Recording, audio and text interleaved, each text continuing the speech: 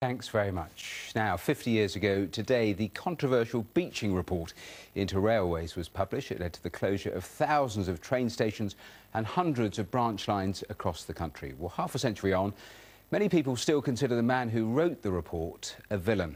Well, let's go live to East Grinstead and Chris Eakin, who's there for us. And Chris, having the mother of all days out. Chris, over to you. It's every boy's dream, isn't it? This train's just leaving. Goes 12 miles down a line which has just opened this week. Fantastic sight. Fare-paying passengers. It's a heritage railway. It's a tourist attraction. And this is actually a line which closed 5 years before the Beeching cuts. It was Richard Beeching, who was in charge of the Railways Board, who came forward with a plan in 1963. And this from here is where London is up that way, an hour away, and the London line was just before Beeching finished here, and the volunteers have spent the last 39 years getting 12 miles of the line reopened, and you have this wonderful sight.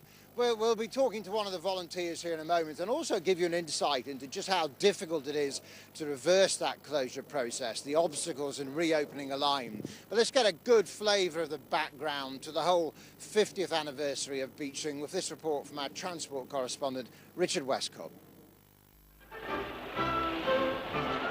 The Beeching report has been published.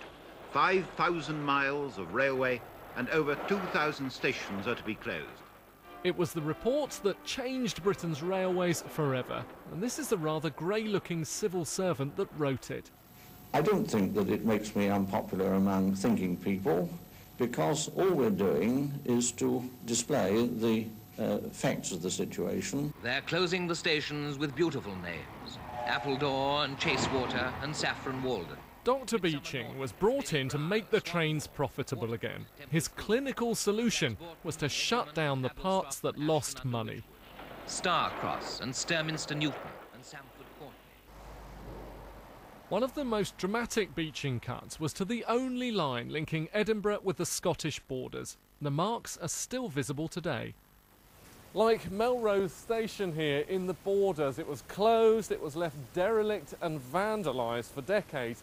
Now it's beautifully restored and has a new lease of life as a restaurant and as a nursery. But I'll tell you what sums up the priorities back then. They closed the railway and opened the bypass. Ralph, you have not changed a bit. Thank you very much. It's a few years ago. At that time, Ralph Coleman was probably the youngest protester in Britain. I remember the contractors lifting the tracks, demolishing the stations. That really started to rip the heart of the community out of the community, and the people in the borders started seeing that and started moving away. It's as simple as that. But there's a twist to this story. It's been decades since this tunnel was echoing with the sounds of trains, but all of that is about to change. They're going to relay the track, and this is going to form part of a new borders line running from Edinburgh down to the Scottish borders, a Beeching cut that's being brought back to life. But not everyone thinks Beeching is the bad guy, including the man who runs our railways today. I think Beeching's had a really bad press. He was put in an incredibly difficult position. He was given a clear mandate from his political masters to rationalise the railway, but it's his name brand that's held responsible for the decline of the railways. The reality is he made the tough decisions that anyone in that position would probably have had to make. Today's trains are more popular than ever, and they're building new lines to cope with the demand. It's a far cry from the 1960s, when they assumed the railways had had their day. Richard Westcott reporting there. It's all gone a bit quieter here, thank goodness, now that the steam train has left. You know, there are more than 100 heritage railway lines now around the country, which are mostly the recreations, of Beeching closures. We've got a volunteer with us, Barbara Watkins, one of the volunteers in this Bluebell project. It's a modern train behind us, actually, but never mind that. What sort of work do you do as a volunteer? I mean, what's it been like? I'm here primarily as first aider on site. I'm also the kitchen bitch, so I do anything that needs doing. And I'm a gopher. I'll go for anything. And how many of you are there? In our particular team, in the infrastructure department, those that have been primarily working on this job, I suppose we're about 100.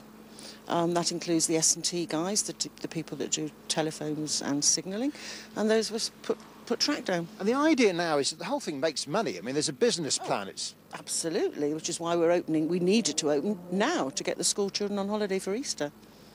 And we've worked damned hard to get here. 39 years in total for the whole project, and this week, at long last, it must be a fantastic feeling. It is. It makes your spine tingle. But the unsung heroes amongst this are the women who are at home washing absolutely mud-covered clothing every time. These guys go home, they've had fun. And what they take home, I would make them personally leave outside.